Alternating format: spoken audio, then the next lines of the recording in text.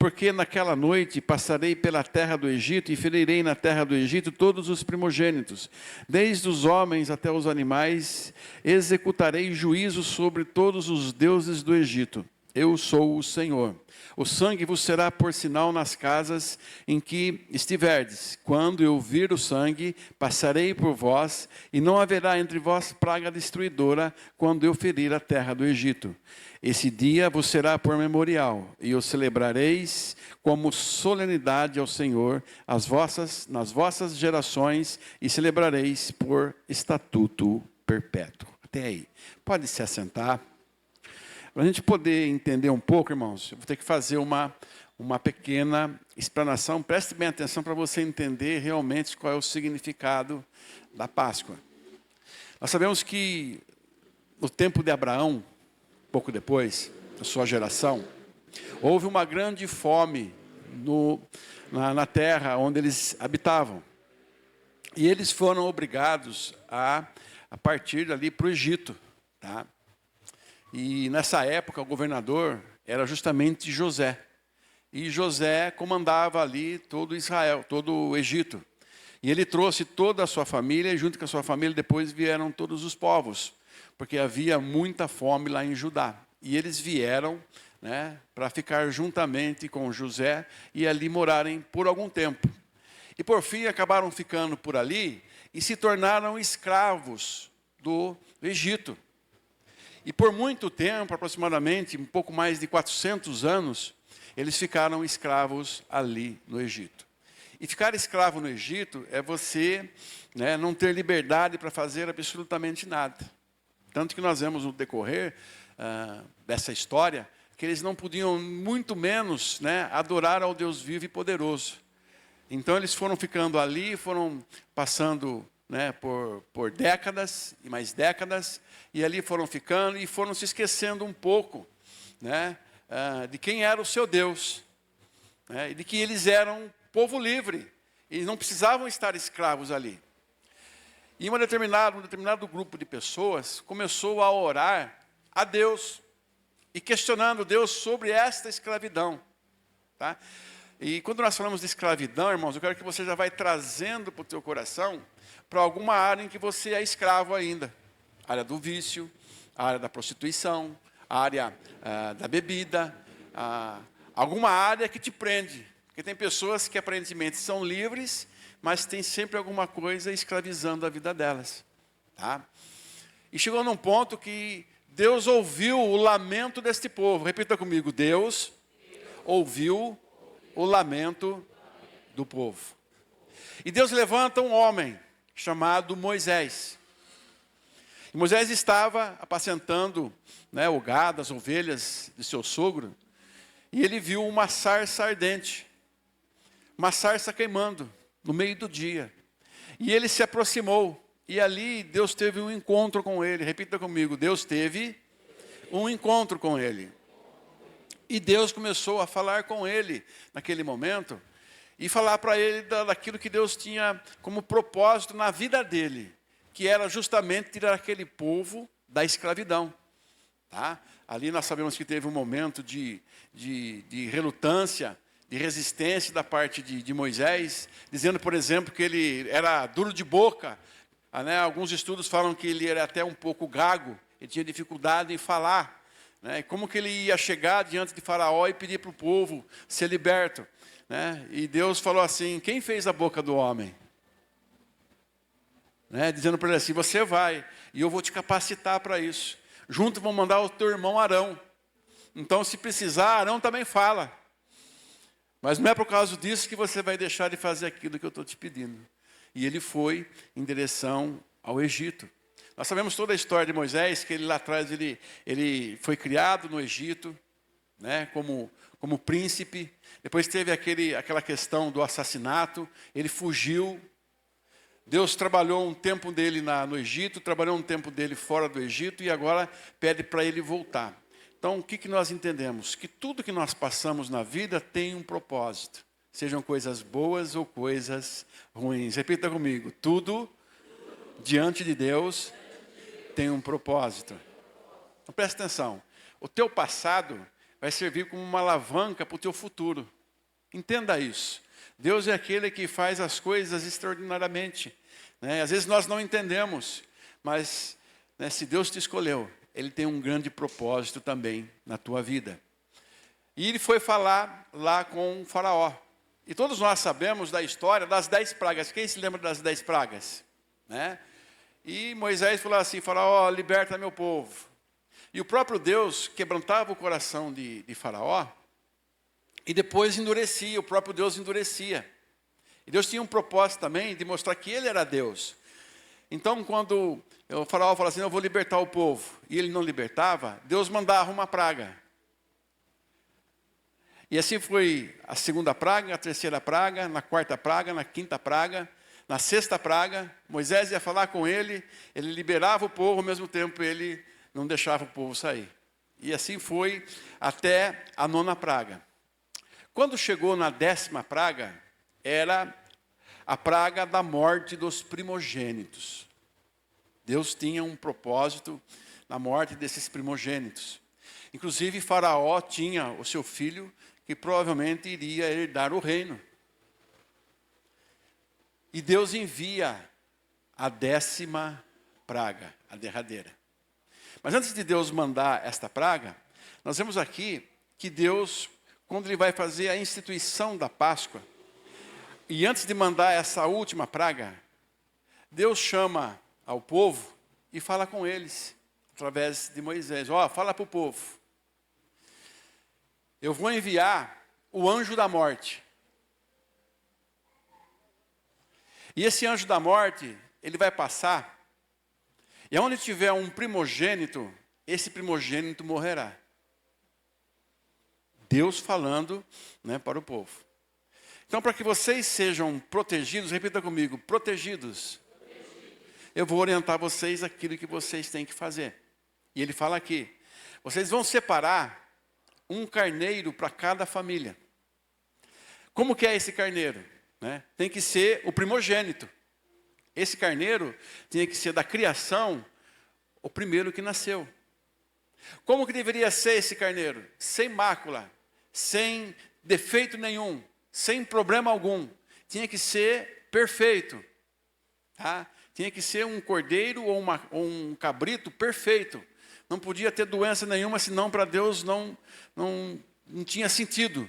Não ia fazer o que precisava. E se a família fosse pequena, então ela podia se ajuntar com 2 ou até com 3, né? Que, por exemplo, se um cordeiro desse para 3 famílias, podia juntar 3 famílias. Se desse para 2 famílias. Se um cordeiro fosse para uma família só, desde que fosse grande, também não teria problema, podia ser um para cada família. E ele falou, vocês vão imolar, quer dizer, vocês vão, né, sacrificar esse cordeiro. Repita comigo, sacrificar o cordeiro.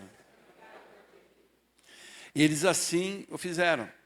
Pegaram o sangue e colocaram numa vasilha. Alguém pega para mim, por favor, essa vasilha aqui, azul. Vamos supor que aqui fosse... E aquele paninho azul também. Ali. Vou fazer a arte aqui. O sangue era derramado na vasilha. E Deus falou assim, olha, eu preciso que a casa de vocês, para que o anjo da morte não entre, precisa ter uma marcação. Porque como que o anjo vai saber quem é e quem não é? Quem é do povo de Deus e quem não é do povo de Deus? Tem que ter a marca, repita comigo, tem que ter a marca. Então Deus orientou eles a pegar o isopo, ensopar com o sangue, porque é água, mas vamos supor que fosse o sangue. E vamos supor que esse portal aqui fosse a porta de entrada da casa. Tá? Então ele falou assim, você vai, né, marcar os umbrais. Desse lado,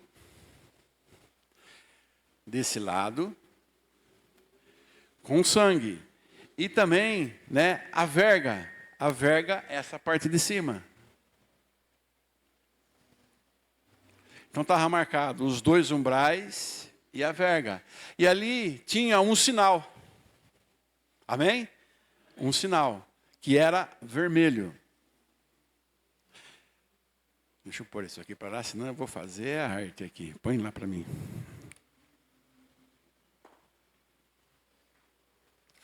E chegou um determinado momento, isso foi à tarde. À noite, né, Deus enviaria, presta atenção, Deus enviaria o anjo da morte. Esse anjo da morte, Deus tem o controle sobre ele. Tá? Então Deus enviou o anjo da morte. E as casas que tinham as marcas, repita comigo, quem tinha marca, não sofreu dano. Então o anjo vinha, ele via a marca ali, essa casa está marcada, ele passava por cima. Mas se na próxima casa não tivesse a marca, o anjo da morte entraria, e se ali houvesse algum primogênito, ele morria. E assim aconteceu em todas as casas, ali dentro do Egito. E aconteceu também no palácio, onde estava, né, Faraó. E quem estava lá junto com Faraó? O seu filho primogênito. O que aconteceu com o filho de Faraó? O anjo da morte passou e ceifou a sua vida. Como também a de todos que não tinham a marca ali. E Deus falou, e olha, isso que vai acontecer vai ser algo como um memorial para a vida toda. Tá? Então a Páscoa, irmãos, ela é esse memorial. Porque à noite eles comeram, assaram, e a forma que Deus falou assim, ó, não pode ser carne cozida, tem que ser carne assada. Tá? Ele falou das partes que podiam comer e não podiam comer do cabrito ou do carneiro. Tá? Então ali eles se alimentavam, e se alimentavam com ervas amargas. Essas ervas, eu creio que para representar o tempo de sofrimento, o tempo de escravidão que eles passaram ali no Egito. Quando aconteceu da morte, chegou de manhã, houve aquele desespero total, daqueles que perderam o seu primogênito. E Moisés foi falar com o Faraó, logo em seguida. Sabe o que aconteceu? Faraó liberou todo o povo de Israel e eles foram libertos da escravidão. Então ali aconteceu um ponto principal, a libertação da escravidão. Tá? Quando Deus faz as coisas, irmãos, Deus faz por completo. Não somente liberou o povo, como o próprio povo de Deus pediu para o povo do Egito para darem ouro, para darem prata, para darem animais. Porque a caminhada que eles iam fazer era muito longa. Eles não sabiam que iam para o deserto, mas a caminhada que eles iam fazer era muito longa. E Deus, né, permitiu que o povo do Egito desse esses bens para eles. E eles saíram de lá correndo. Porque Faraó falou assim, sumam daqui. Eu não quero ver mais esse povo aqui. Eu não quero mais ver esse povo aqui. Sumam daqui. Né? E Moisés rapidamente pegou, tomou a frente e levou esse povo, né, fora do Egito. Quando eles estavam, todos sabem, chegaram diante do Mar Vermelho, né, um mar enorme, não tinham saída para eles poderem caminhar. E ali começa a acontecer os milagres de Deus. Tá? À direita era morro, na esquerda era morro, na frente o mar. E logo atrás, Faraó acabara de se arrepender de ter libertado o povo. E falou para os soldados, vamos acabar com esse povo. E vieram atrás deles. Moisés ali ficou desesperado, não sabia nem o que fazer. Deus falou assim, o que você tem na mão? O cajado. Bata o cajado nas águas. E nós sabemos que o cajado foi batido, as águas se abriram e o povo passou seco por meio daquele mar vermelho, dando libertação. Amém? E Deus falou, olha, esse dia será a Páscoa, será um memorial. O que é um memorial? É algo que você faz, que você sempre vai lembrar lá de trás. Tá? Esse memorial era para lembrar o tempo que eles eram escravos e, ao mesmo tempo, o tempo em que eles foram libertos. Então, foi feito um memorial. A Páscoa que nós comemoramos hoje é um memorial. Mas, pastor, o que tem a ver a Páscoa de lá com a daqui? Nós prefiguramos, irmãos, tudo o que aconteceu com Jesus Cristo com o que aconteceu com o povo lá no passado. Presta atenção. Jesus veio através de um plano de salvação que Deus planejou para o homem. Porque o prazer de Deus era que todos se salvassem. No Antigo Testamento, nós vemos que para o povo ter o perdão dos seus pecados, tinha que se imolar o carneiro. E com a mão, eles colocavam a mão em cima, o sacerdote estava junto ali, eles confessavam o seu pecado, e através daquele sangue derramado, né, era perdoado os pecados da pessoa. Mas chegou num certo ponto, que Deus falou assim, eu preciso fazer o sacrifício geral. E o sacrifício geral veio através de Jesus Cristo. Lembra? Eis o Cordeiro de Deus que tira o pecado do mundo.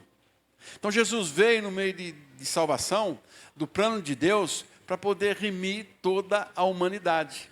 Tá? Então, todo o sofrimento de Jesus, até ele chegar no Gólgota, aonde ele foi crucificado, e aonde o seu sangue foi derramado, esse sangue derramado é o do Cordeiro. Eis o Cordeiro de Deus que tira o pecado do mundo. Tá? Então, através dessa situação, desse sangue derramado, nós temos perdão de todos os nossos pecados. O meu pecado e o seu pecado já foi cravado na cruz do Calvário. Tá? Jesus nos libertou. Jesus nos libertou, igreja. Mas lá para o povo que estava ali, Jesus tinha acabado de morrer e houve uma tristeza muito grande. Pô, o mestre morreu. O Senhor morreu, a nossa referência morreu. Os discípulos ficaram desesperados. Todos ficaram desesperados, e agora o que vamos fazer? Tanto que depois nós sabemos que eles ficavam reunidos em oração, com medo de retaliação, daquilo que poderia acontecer com eles. E eles ficaram ali, temerosos, orando. E o próprio Jesus, antes de morrer, disse, aguardai, até que do alto sejais revestidos de poder. Estavam temerosos, perdendo a referência. Quando a gente perde um pai e uma mãe, a gente perde a referência, não é isso? Perdendo a referência. O que eu vou fazer agora? Como que vai ser a minha vida? É a mesma coisa. Nós perdemos, aquele povo perdeu a referência. Jesus foi tirado da cruz por José de Arimateia e foi levado para o sepulcro. Seu corpo foi embalsamado ali, as ervas, a preparação toda. E havia uma tristeza muito grande. Colocaram ele, né, numa caverna, fecharam com uma pedra. Isso foi numa sexta-feira. Passou-se o sábado, mas no domingo de manhã, as mulheres foram lá ver o túmulo de Jesus. E quando chegaram lá, tiveram uma surpresa. A pedra tinha sido tirada e não havia mais corpo nenhum naquele lugar. Jesus havia ressuscitado.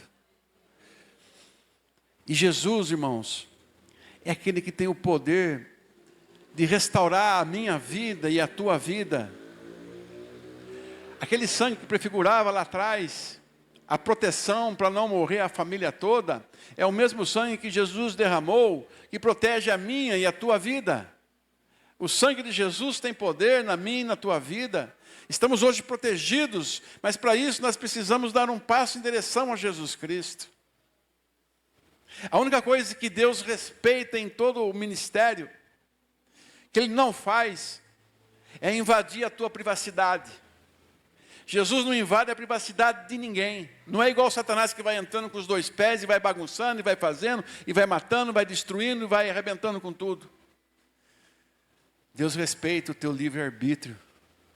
Mas aquele, presta atenção, aquele que der um passo em direção a Jesus Cristo e aceitar o sacrifício da cruz, sabendo que Ele morreu pelos nossos pecados, esse terá vida eterna. Mas aquele que se recusa, aquele que não aceita, aquele que não entende, aquele que reluta contra isso, ele já está condenado. Então, é uma decisão que Deus não interfere. Olha como que Deus é bom, e Deus respeita cada um de nós, as nossas decisões, as nossas atitudes. Mas uma vez que nós aceitamos Jesus como nosso Salvador, nós temos um Pai. E Pai é aquele que corrige. Pai é aquele que ama. E muitas vezes somos tratados de uma maneira que nós não entendemos. Mas isso é excesso de amor. Excesso de amor do Pai que quer ver a gente na linha. É excesso de amor do Pai que quer ver a gente salvo. É excesso de amor do Pai que quer ver as pessoas restauradas. E eu louvo a Deus por Ele ter mandado o seu Filho Jesus por amor de cada um de nós. Quando Jesus estava na cruz, sua última palavra foi: está consumado. Está consumado. O plano de Deus, aquilo que Deus tinha planejado, se concluiu. Quando Ele disse está consumado, lá no templo, o véu que separava o santo do santíssimo lugar, porque no santíssimo lugar só poderia entrar o sacerdote, aliás, o sumo sacerdote, que representava todo o pecado do povo e ali apresentava para Deus. Agora, esse véu foi rasgado. Não foi de baixo para cima, mas foi de cima para baixo. Ele abriu. E abriu a oportunidade de nós, hoje, podemos entrar no Santo dos Santos, com um coração de arrependimento, com um coração sincero, igual ao do Isaac, que eu contei a história para ele, que ele falou assim: Jesus ressuscitou. E entrar diante da presença de Deus e falar: Senhor, eu sou um mero pecador, ou um vil pecador. Senhor, eu tenho limitações. Senhor, eu não sou perfeito. Senhor, eu preciso da tua ajuda. E o que o Pai faz? O Pai nos abraça, o Pai nos perdoa, e o Pai nos dá uma nova expectativa de vida. É isso que é a Páscoa, irmãos. É a oportunidade de deixar Jesus ressuscitar dentro de nós. É a oportunidade de nós termos uma nova vida a partir de Jesus Cristo. E essa decisão, ela tem que ser tomada individualmente. Deus não força ninguém. Deus não obriga ninguém. É o livre-arbítrio. Você quem escolhe o caminho que você queira, né, caminhar. Deus é amor. Deus não faz acepção de pessoas, tanto que qualquer pessoa, irmãos, qualquer pessoa, independente do estado que esteja, não importa se é um estuprador, não importa se é um bandido, não importa se é um vil pecador, a partir do momento que há o arrependimento e há uma entrega direta até Jesus, Ele reconhece essa decisão e Ele perdoa e dá a oportunidade para aquela pessoa, né, tomar um novo caminho em sua vida.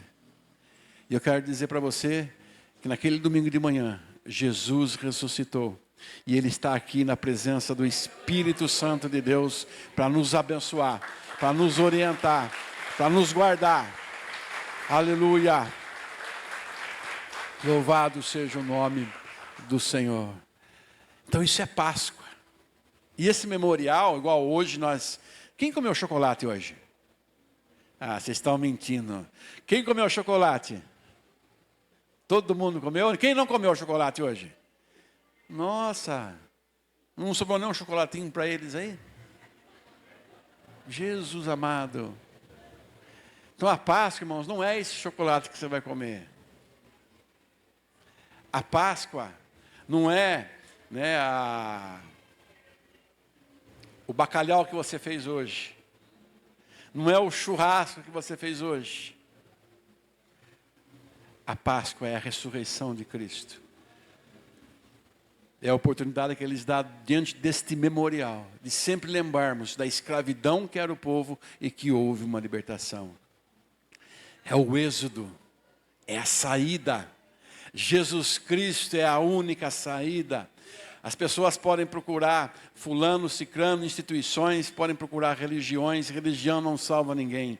Quem salva as pessoas chama-se Jesus Cristo, autor e consumador da nossa fé. Eu quero dizer para você que Ele vive para sempre.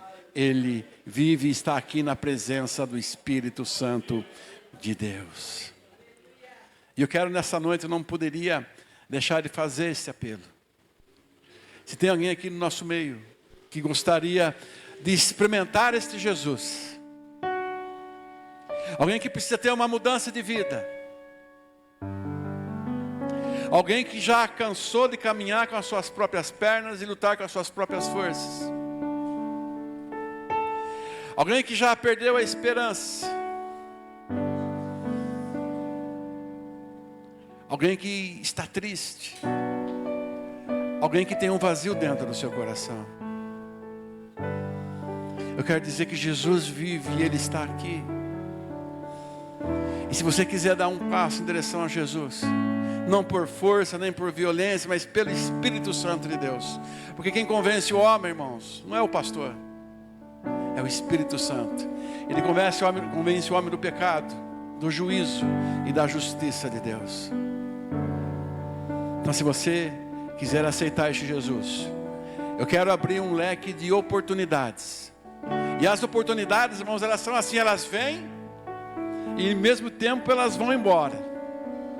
Mas se você quiser uma mudança de vida, se você quiser esse Jesus dentro do teu coração, esse Jesus que liberta, esse Jesus que cura, esse Jesus que tira a raiz da amargura, você que talvez tenha uma falta de perdão, aí você não consegue perdoar as pessoas, Jesus quer te ajudar você a perdoar as pessoas. Quando você não perdoa uma pessoa, você traz o problema para você e para a pessoa que não foi liberado o perdão.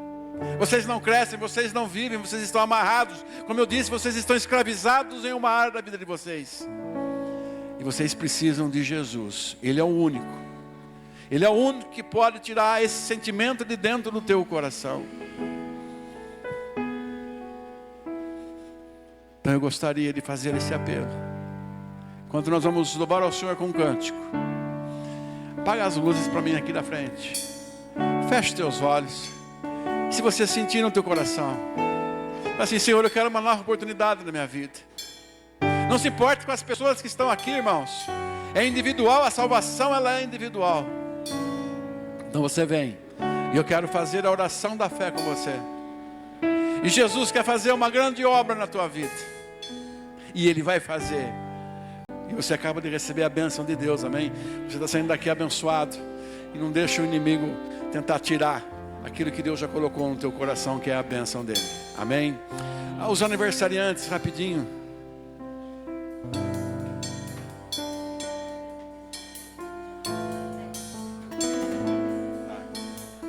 Tá. Cadê as mulheres aqui? Levanta a mão. Tem mulher aqui? E tem homem aqui? Tá vendo? Mas terça-feira, irmãos, é o dia das mulheres estarem reunidas aqui em oração. 7h30? 7h30. Eles ficam aqui meia hora, 40 minutos. Mas eles se unem aqui, estão orando um pelos outros, nas necessidades da igreja, na necessidade das famílias, né? Ministrando cura, ministrando libertação. Então, se você puder, na terça-feira, venha. É uma vez por mês. É a primeira terça-feira do mês que eles estão fazendo isso. Então você vem, para você poder ser abençoada também, amém? Graças a Deus. Aqui estão os aniversariantes. Levanta a mão direita.